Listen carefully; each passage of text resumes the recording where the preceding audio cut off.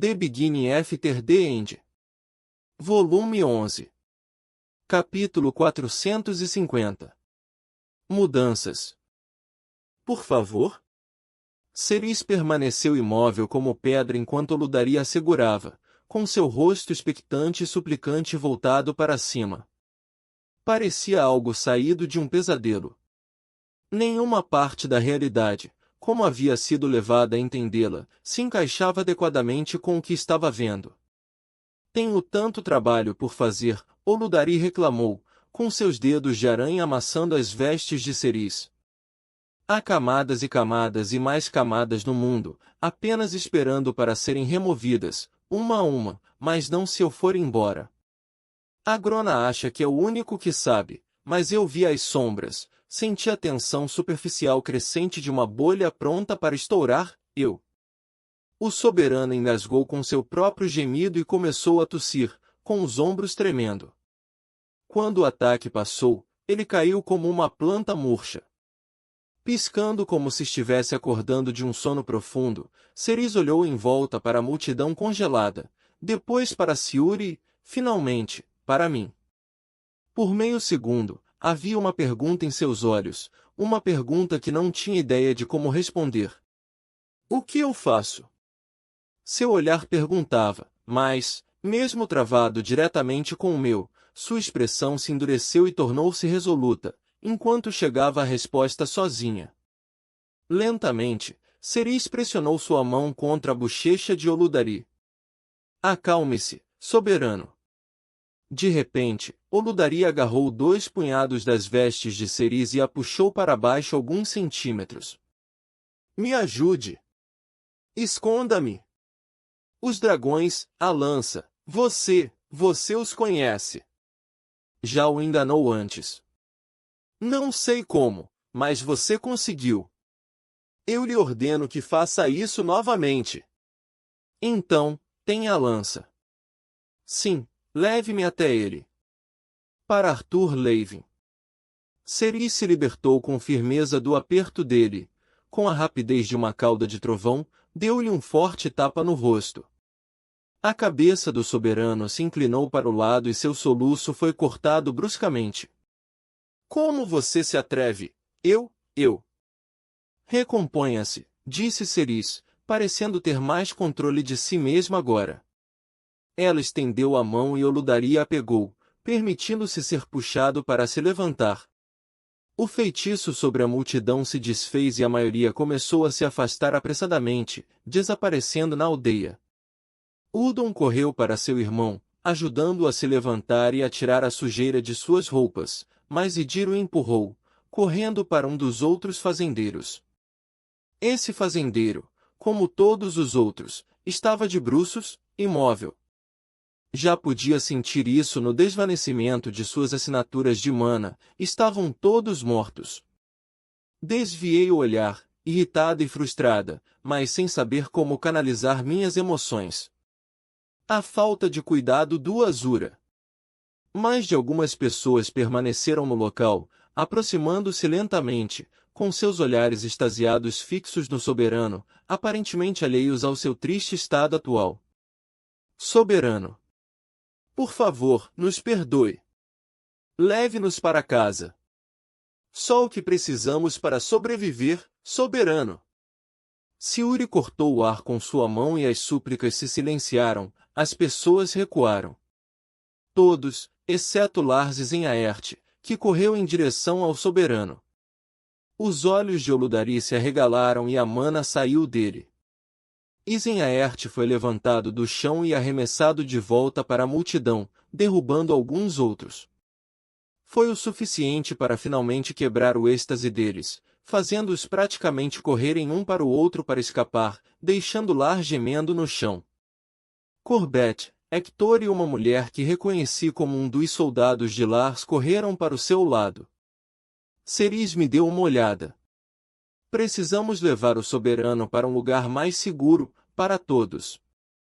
Ela se afastou, seu foco se desviou de mim para a distância. Eu me virei para olhar e meu sangue gelou. No horizonte, As grandes montanhas separavam os desertos de Elenoir e a clareira das bestas do resto de Dicatem. Apenas alguns momentos atrás, os picos cobertos de neve haviam se perdido em uma espessa névoa branca. Agora, uma nuvem negra baixa estava correndo sobre as montanhas. No entanto, mesmo enquanto observava, ele descia pelos penhascos íngremes, caindo em cascata nas planícies de cinzas abaixo, e vinha em nossa direção em grande velocidade. Não, gemeu Oludari. Não, não, não. Ele sabe. Ele me encontrou. Oludari pegou Ceris pela mão, apertando-a com tanta força que ela estremeceu.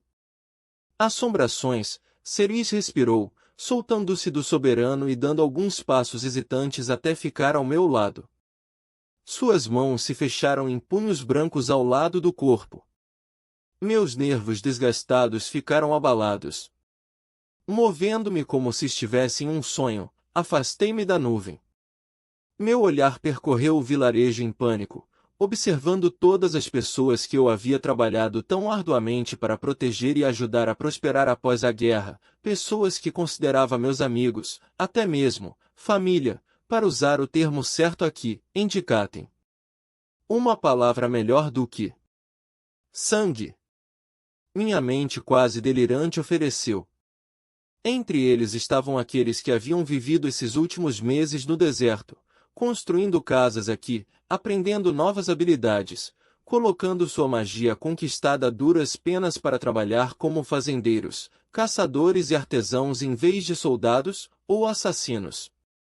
Pessoas como os irmãos Plansrunner, como Baldur Vasseri. Como as crianças que agora se amontoavam ao redor da garota Frost de cabelos dourados, verdes de medo. Olhei para Sete, que ainda estava deitado no chão, aos meus pés, com os óculos de grau tortos. Ele, como todos os outros aqui, se tornaria nada além de adubo para alimentar o deserto infértil e cinzento se fosse pego em uma batalha entre um basilisco do clã Vritra e um grupo de batalha de assombrações. Não havia nada que eu pudesse fazer para impedir. Eu tinha poder, uma magia incrível e, no entanto, em comparação a esses seres, não era mais perigosa do que um escravo não mago. Ira! O grito do meu nome cortou minha névoa cerebral e eu me sacudi espasmodicamente. Ceris agarrou meu braço, puxando-me para encará-la. Mantenha a calma, Lyra, sua coragem. Descarte o resto, pois isso não a ajudará agora. Olhei fixamente em seus olhos, perguntando-me, não pela primeira vez, de onde vinha essa sua força interior. Eu não conhecia a foice Ceris Vritra bem antes da guerra. Como nomeada para o cargo de retentor em tempos de guerra, não fazia parte desse clube antes de ser enviada para Dicatem, mas tinha me mostrado hábil em fazer com que os Dicatians se alinhassem com o mínimo de derramamento de sangue. E isso estava de acordo com os objetivos de Agrona para o continente. Durante aqueles 2 dias de trabalho ao lado de Ceris, senti repetidas pontadas de ciúme do relacionamento entre ela e Siuri. Minha própria foice, Cadel, tinha sido frio, distante e violento. Em 2 dias, senti que sabia mais sobre Ceris do que sobre Cadel. Meu relacionamento com ele era uma questão de necessidade militar e nada mais, embora tivesse tolamente cobiçado sua força e a liberdade com que o alto soberano lhe permitia fazer seu trabalho. Fazendo como Ceris disse, coloquei esses pensamentos ao meu redor como um cobertor pesado, o equivalente mental de uma criança que puxa o edredom sobre a cabeça para se esconder das feras de mana debaixo da cama. Mas funcionou, e eu me senti mais calma. Ceris podia não ter sido minha foice, aliás, ela nem era mais uma foice, mas já havia me inspirado, sendo uma mentora melhor do que Cadel ou qualquer outro professor ou instrutor que eu tive em minha ascensão nas fileiras do poder. Não havia tempo para fazer mais nada antes da chegada das assombrações. A nuvem se dividiu em 4 formas distintas e vários feitiços choveram sobre nós de uma só vez, visando Oludari. Lancei uma barreira de vento do vazio para bloquear um jato de fogo negro, cujo dano colateral estava prestes a atingir não apenas Ceris, Siuri e eu, mais uma dúzia de outros alacrenos que ainda estavam tentando fugir. O fogo da alma das assombrações atravessou o tecido do meu escudo, mas uma segunda barreira apareceu dentro do meu, e uma terceira o apoiou, redirecionando o fogo da alma para rolar inofensivamente sobre nós antes de se espalhar por 3 casas recém-construídas e engolfá-las instantaneamente. Enquanto lutávamos contra as chamas, relâmpagos gêmeos brilharam, um deles atingindo o chão no meio da multidão em fuga, lançando um jato de cinzas escuras e jogando no chão as pessoas mais próximas, inclusive Corbett e Hector. A outra atingiu o Ludarim em cheio, mas foi desviada por sua barreira de mana antes de se chocar contra uma árvore distante, partindo-a em duas e fazendo com que as folhas secas queimassem como muitas velas pequenas. O barulho de madeira estilhaçada e chamas crepitantes ainda ressoava em meus ouvidos quando senti a onda de mana vinda de baixo. Ceres e Siuri já estavam se movendo, voando no ar e conjurando escudos sobre os espectadores que gritavam. Agarrei Sete e o puxei para o ar no momento em que o chão ao redor de Oludari se ergueu, com um campo de espinhos de ferro e sangue atravessando-o enquanto as assombrações atacavam de todas as direções ao mesmo tempo. Oludari cerrou os punhos e o ferro sangrento se despedaçou com um som estridente.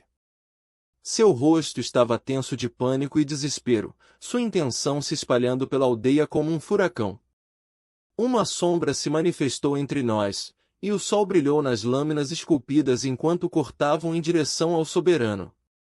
Sua mão se ergueu, pegando a espada e, com um puxão do punho fechado, ele a despedaçou.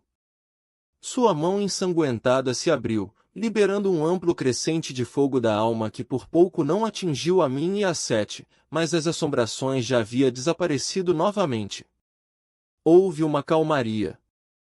Oludari olhou para o céu, onde as 4 assombrações cercavam a aldeia à distância. Suas intenções de matar eram como 4 fogueiras furiosas se aproximando de nós. O soberano fez uma careta, abrindo e fechando a mão enquanto o sangue escorria do pequeno corte que havia sofrido. Gavinhas verdes doentias descoloriram sua carne pálida ao redor do ferimento. Veneno, sussurrei para mim mesma. Oludari rosnou, examinando rapidamente os arredores, procurando uma saída. Seu comportamento endureceu, o medo sendo deixado de lado pela vontade de lutar. Fazendo uma careta, ele disparou para o céu, passando por mim. Seu corpo se alongou, inchando com mana enquanto o monstro escondido dentro da forma humanoide rompia. De alguma forma, ele parecia ainda maior do que antes, o bater de suas asas era tão forte que me desequilibrou, seu rugido estridente era suficiente para tirar meu fôlego. Sua cauda movia-se como um chicote gigante, e uma assombração mergulhou sob ela. Suas mandíbulas estalaram, fechando-se bem perto de uma forma em retirada no céu. A terceira assombração veio pelo lado, aproveitando a distração de Oludari para aterrissar nas costas do basilisco com lâminas gêmeas de gelo negro brilhando em suas mãos. Os últimos raios de sol brilhavam no horizonte enquanto cortavam a base de uma enorme asa. O gelo se estilhaçou como vidro, o basilisco rugiu e girou no ar, fazendo com que a assombração saísse voando. Gotas gordas de sangue escuro choveram sobre o acampamento abaixo. Enquanto Oludari se debatia e rugia, uma teia negra se entrelaçava no ar bem à sua frente, com finos filamentos de ferro-sangue presos a pontos de sombra condensada. O basilisco tentou se desviar, mas tarde demais, e colidiu a toda velocidade contra as teias. Seu volume o empurrou, quebrando a construção, mas, mesmo de baixo, podia ver a rede de cortes finos e sangrentos deixados por todo o seu rosto e corpo serpentinos. A rede de ferro ensanguentada ficou presa nas asas e na mandíbula de Oludari, cerrando para frente e para trás a cada movimento, cortando mais profundamente. Uma dúzia de relâmpagos convergiu para o metal, sacudindo o corpo transformado de Oludari com espasmos enquanto o relâmpago corria ao longo do metal e entrava nas centenas de pequenas feridas. Os 2 feitiços trabalhando juntos para contornar a camada protetora de mana do soberano. Mais gavinhas verdes doentias estavam se espalhando dos cortes em suas asas, o gelo pesado estava se condensando ao longo do metal, o peso disso arrastando o soberano para baixo. O sangue que escorria dos cortes de repente se incendiou, as chamas da alma queimando o ferro-sangue e o gelo negro e selando as feridas. No chão, onde quer que caísse uma gota de sangue flamejante, chiava e incendiava tudo que estava por perto. Uma névoa negra pareceu pairar sobre a multidão, mudando rapidamente para absorver o máximo possível da chuva de sangue ardente, e a magia de anulação de Ceres a consumiu antes que pudesse se espalhar mais. Ainda assim, metade da aldeia já estava em chamas. As ruas estavam cheias de pessoas correndo agora, indo em todas as direções em sua confusão, sem líderes e sem leme, pois cada uma foi deixada para se defender sozinha. Ordens contraditórias eram gritadas com uma dúzia de vozes díspares, nobres desamparados gritavam por seus guardas e assistentes, em meio a tudo isso, era facilmente perceptível o lamento dos feridos e moribundos enquanto o fogo da alma Vritra percorria seu sangue. A única líder que se destacava era a garota Frost, que havia tomado o grupo de crianças sob seus cuidados e as estava conduzindo em direção à clareira das bestas, longe da batalha. Livrando-me do encantamento que senti ao ver o soberano lutar contra essas assombrações, bati no solo seco e duro abaixo com uma onda de vibração sônica, puxando simultaneamente o solo à medida que ele amolecia, as cinzas se movendo como líquido sob meu poder. Despejei a lama cinza sobre o máximo de chamas que pude, enterrando casas inteiras onde não pude sentir nenhuma assinatura de mana. Acima, Oludari se aproximou de uma assombração, suas mandíbulas se abrindo para liberar uma torrente de chamas negras. A assombração se lançou para cima, sobre o fogo, girou e mergulhou sobre o basilisco em alta velocidade, com dezenas de facas conjuradas de gelo negro caindo ao seu redor. Os que não atingiram Oludari foram atingidos pelo feitiço de Ceres, a maioria se dissolvendo inofensivamente, mas um número suficiente ainda conseguiu destruir os prédios e as pessoas que estavam embaixo delas. Não pude fazer nada além de observar os corpos caídos no chão, com o sangue escorrendo livremente dos buracos perfurados. Oludari gritou, com seu longo pescoço e cabeça girando aleatoriamente enquanto o fogo da alma continuava a jorrar de suas mandíbulas. Abaixo, outra casa pegou fogo, depois outra. O vento que soprou com a batalha fez com que as faíscas se espalhassem por todo o caminho até a clareira das bestas e já podia ver pequenas linhas de fumaça saindo da floresta densa.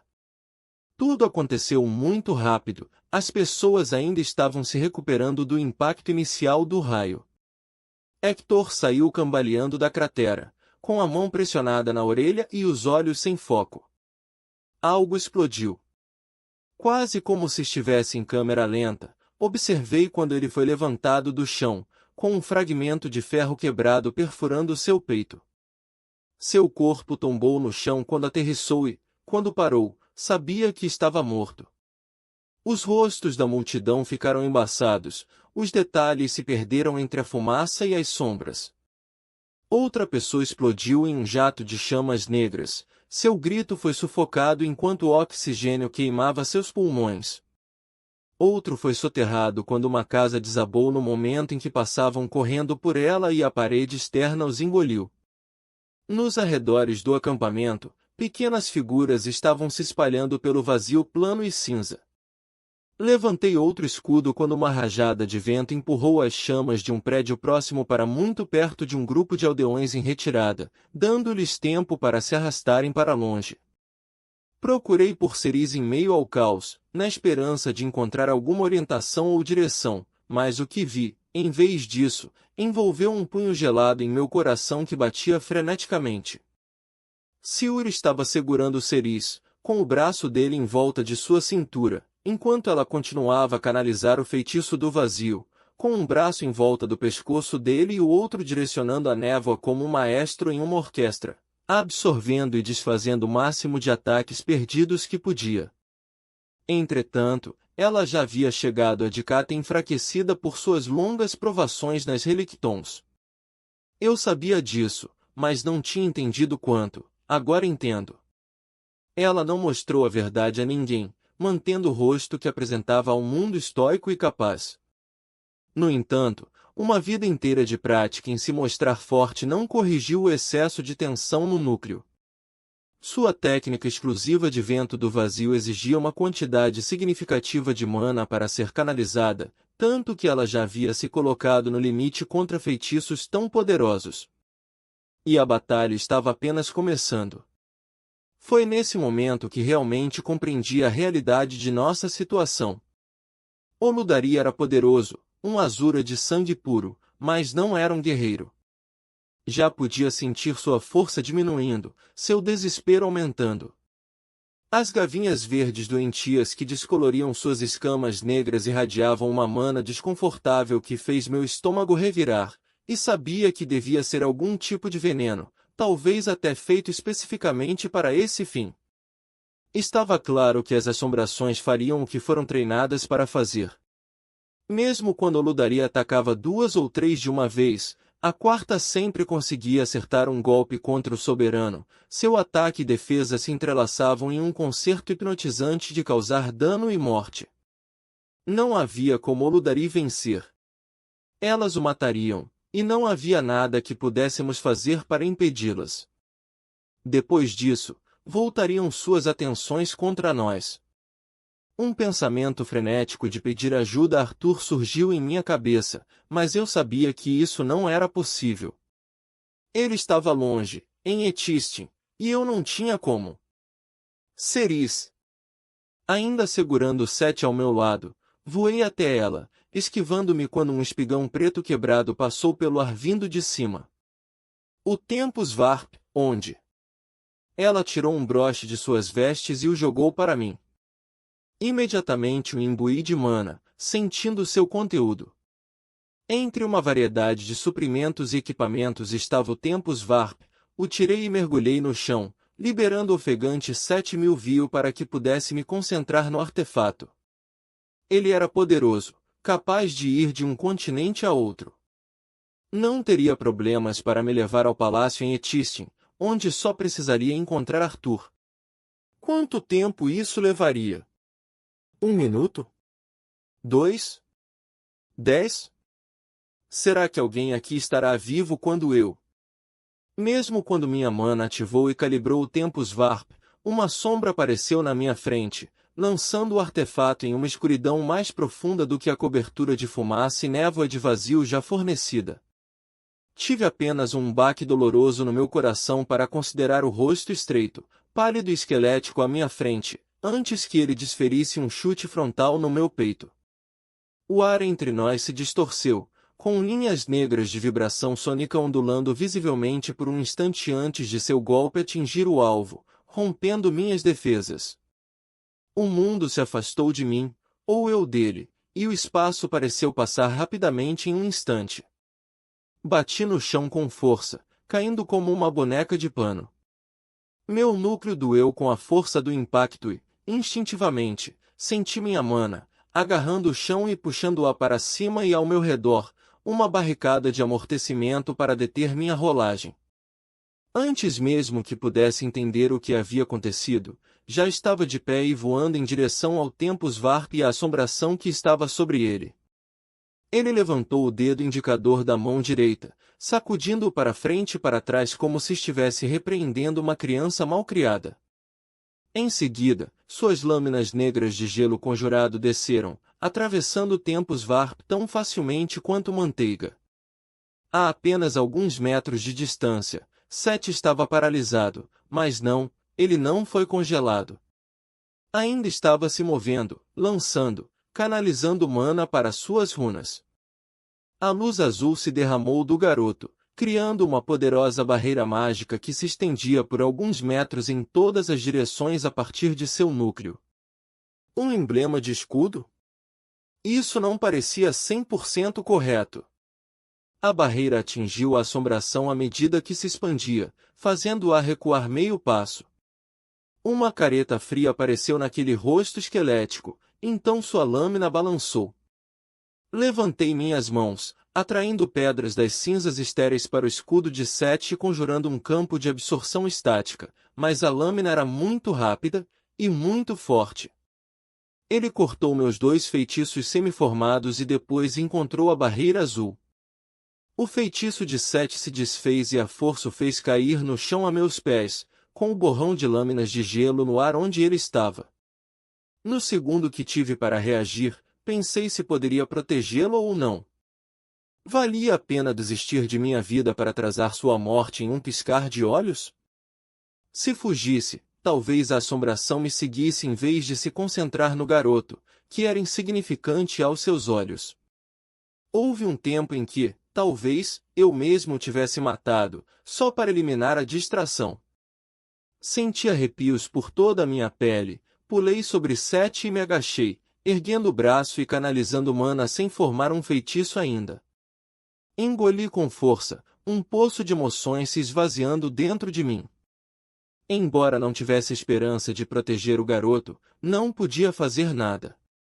Pelo menos ele morrerá sabendo que eu tentei. A assombração inclinou a cabeça, olhando para mim. Seus olhos vermelhos como sangue, escuros e sem alma, cheios de era pena que via refletidas minhas costas. Com outra careta, ele disparou no ar e acelerou de volta para a batalha contra o Ludari. Girando sobre meus joelhos, apalpei o rosto e o pescoço do garoto, procurando por sinais de vida, mas esperando o pior. Não havia respiração, nem pulso, nem subida ou descida de seu peito. O leve batimento pressionando as pontas dos meus dedos me fez fechar os olhos aliviada. Ele estava vivo, mas inconsciente, com seu núcleo gritando enquanto sofria a reação de canalizar um feitiço tão poderoso por meio de seu emblema. Um rugido sacudiu o chão, fazendo com que eu abrisse os olhos e os voltasse para o céu.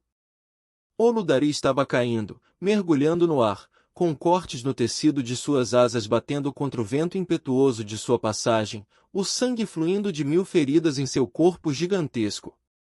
Não mais intimidadora, sua forma de basilisco ferido me encheu de uma profunda sensação de pavor, como uma bandeira esfarrapada caindo e marcando o fim da batalha. Quando caiu no chão, foi como um meteoro.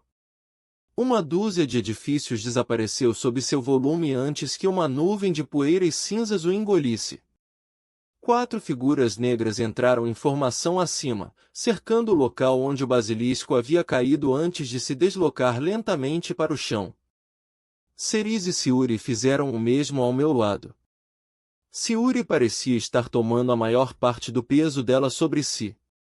Sua pele acinzentada estava quase branca e uma fina camada de suor se acumulava em sua testa. Ele, assim como a foice que protegia, tinha se esforçado ao máximo. Estávamos sozinhos, ou quase. Todos os outros haviam fugido, pelo menos aqueles que eram capazes. Muitos, muitos mesmo, haviam morrido no fogo cruzado. Com uma olhada, encontrei os cadáveres de Hector Ainsworth, dos 2 irmãos Plaisrunner e de Anvald Torpor. Havia outros que não conseguia identificar tão facilmente.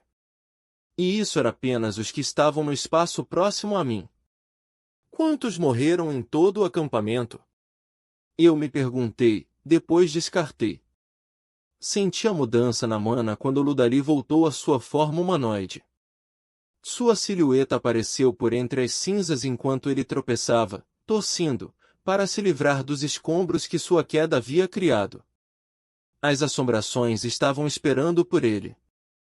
Por favor, ele tossiu, parecendo totalmente patético. Eu voltarei, prometo, mas não, ele caiu de joelhos, tossindo espasmodicamente, seu corpo magro se contorcendo horrivelmente. Ele ainda estava sangrando por uma dúzia de ferimentos, com o corpo completamente coberto pelas gavinhas verdes que descoloriam sua carne. Não me matem, concluiu fracamente. Uma das assombrações, uma mulher esbelta e graciosa usando couro preto e cinza e correntes, estalou a língua. Afastou os cabelos negros do rosto, colocando-os atrás de um dos chifres que se erguiam da testa, e deu um passo em direção ao soberano. Ele estremeceu e ela deu uma risada sombria. Sua vida não é nossa para ser tirada neste dia, ó grande soberano. A mão dela se soltou e agarrou um dos chifres dele. Embora não sejamos obrigados a devolvê-lo inteiro, caso pense em nos desafiar mais. Um relâmpago negro saiu de seu punho para dançar pelo chifre e atingir o crânio de Oludari. Ele gemeu, seus olhos se reviraram na cabeça e ele caiu no chão, inconsciente. A assombração zombou e se virou, com seus olhos vermelhos profundos, tão escuros que eram quase negros, vasculhando a aldeia e pousando em Ceris, Siuri e eu. Ela começou a caminhar em nossa direção, com um passo tão casual como se estivesse passeando pelo Central Boulevard na cidade de Cargida. A assombração com o rosto esquelético que havia destruído tempos Varp se moveu atrás dela e pegou o Azura, jogando-o sobre um dos ombros. Os outros dois se moveram para o lado dele e pude dar uma boa olhada neles pela primeira vez. Um deles estava sem um braço e metade de seu rosto estava rachado, preto e sangrando. O outro tinha lágrimas de sangue escorrendo de seus olhos e uma expressão vazia em seu rosto robusto. Pelo menos Oludari não caiu sem lutar, pensei vagamente, reconhecendo imediatamente como era estranho me encontrar do lado do soberano. Ceris, a sem sangue. Retentores Siuri e Lira. Ela sorriu, revelando caninos alongados, depois olhou em volta para as ruínas fumegantes da aldeia. Isso é interessante. Siuri apontou sua lâmina para a assombração, sua intenção pressionando para fora para dar mais peso às suas palavras enquanto dizia: volte para suas sombras, fantasma. O fato de ainda estarmos respirando me diz que seu mestre não lhe ordenou que o mordesse, apenas que mostrasse os dentes. Seu sorriso se transformou em algo mais perigoso quando ela passou a língua sobre um canino protuberante. Você está certo, embora não confie na minha coleira se você continuar latindo, garoto. O desapontamento do alto soberano seria leve, na melhor das hipóteses, se eu voltasse com suas cabeças montadas orgulhosamente nos chifres do soberano. Perata, pare de brincar com sua comida, gritou a assombração com rosto esquelético. Já temos o que viemos buscar, os outros estão precisando de cura. É só um braço, resmungou a assombração queimada, olhando para o seu lado arruinado. Eu ainda poderia limpar esses 3 traidores se... A mulher, Perata, levantou a mão e os outros ficaram em silêncio. A vitória foi arrancada das garras da derrota, por assim dizer. Ainda não tínhamos ouvido falar da fuga de Oludari de Alacria quando sentimos vagando na clareira das bestas. Se seu amigo de Catiano, a lança, não tivesse interrompido nosso trabalho anterior, talvez não tivéssemos chegado aqui a tempo. Seu sorriso se aguçou ainda mais, como um punhal cortando seu rosto. Sério, sem essa lança. Arthur Levin? Alguns dragões estariam mortos, mas muito mais alacrianos estariam vivos. Eu zombei. Se não pretendem nos matar, então é melhor seguir em seu caminho. Afinal, não quer se arriscar a enfrentar Arthur, quer? Ceris me lançou um olhar de advertência, mas meu sangue estava quente demais para ser repreendida. Reconheço seu nome, Assombração. Uma que até Cadel mencionou com uma nota de medo. Nomeado entre os sem nome e sem rosto, você deve ser realmente um terror no campo de batalha. No entanto, noto que há apenas 4 de vocês, bem, 3,5. Sempre pensei que havia 5 assombrações por grupo de batalha? Nem mesmo vocês puderam defender seu grupo de batalha contra o Godspell? O de rosto esquelético deu alguns passos agressivos para a frente. O que você sempre pensou vale menos do que o pano com o qual limpo minha bunda, escória. Novamente, Perata fez um gesto de silêncio. Ela inclinou a cabeça levemente enquanto olhava para Ceris. Quando uma mecha de cabelo escuro caiu, ela a colocou novamente atrás de seus chifres. Você tem direito a um adiamento hoje. Esses soldados ainda pertencem à Grona, e vocês são as generais deles. Em breve, eles serão necessários novamente. O tempo de brincar de fazendeiro e de governador retrógrado acabou. Quando Agrona der a ordem, vocês e suas forças marcharão. Lutarão por ele, porque se não o fizerem, Agrona queimará os núcleos de cada membro de cada sangue traidor em ambos os lados do grande oceano. Ela deu um passo à frente até que a lâmina de Siuri encostou em seu externo. Só a presença dela já era suficiente para fazer meus joelhos tremerem. Seus olhos se fixaram nos de Ceris. Pessoalmente, espero que você o desafie. Implorarei para ser aquela que voltará aqui e arrancará o núcleo de seu peito, sem sangue, pois você é uma sombra do que já foi.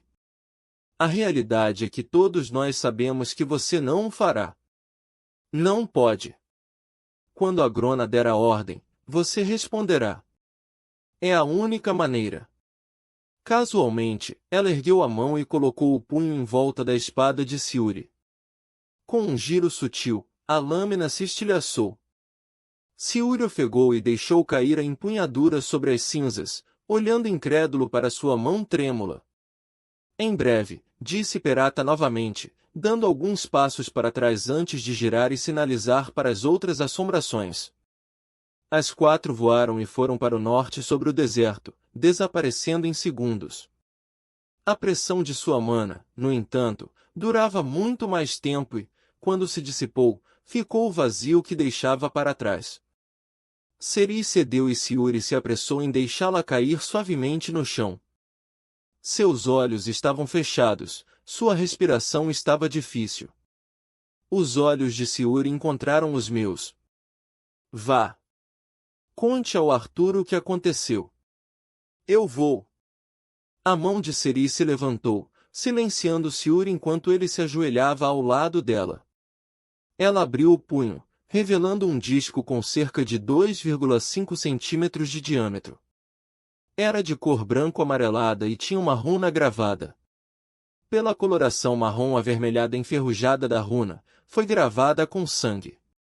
Dê isso, para Arthur, disse Ceris, com a voz rouca de cansaço. Peguei cuidadosamente o disco de sua mão, lembrando-me da expressão de dor de Ceris quando Ludari esmagou a mão dela na sua. Ao lhe dar isso, agora percebi. De pé, me afastei de Ceris e Siuri, mas quase pisei em 7.000 viu, que estava começando a se mexer. As ondas de ar vibraram entre nós quando enviei um pulso de mana sônico e ele acordou. Levantei a mão, impedindo qualquer tentativa que ele pudesse fazer para falar. 7. As pessoas aqui precisam de ajuda. Todos que forem capazes. Muitos fugiram para o deserto ou para os acampamentos vizinhos. Alguns foram para a floresta. Reúna quem puder e traga-os de volta para limpar a aldeia. Seus olhos dilatados se estreitaram enquanto se esforçava para entender. Respondi com um segundo pulso de vibração, ele deu um grito e se levantou. Isso é importante, 7. Consegue fazer isso? Engolindo visivelmente, ele assentiu. Estendi a mão e ajeitei seus óculos, que estavam meio pendurados em seu rosto. Bom. Meus pés saíram do chão quando a mana me ergueu no ar e, em segundos, também estava acelerando sobre a clareira das bestas numa corrida desenfreada em direção ao portal de teletransporte mais próximo, com as palavras da assombração ainda ressoando em minha mente. Quando Agrona der a ordem, você responderá.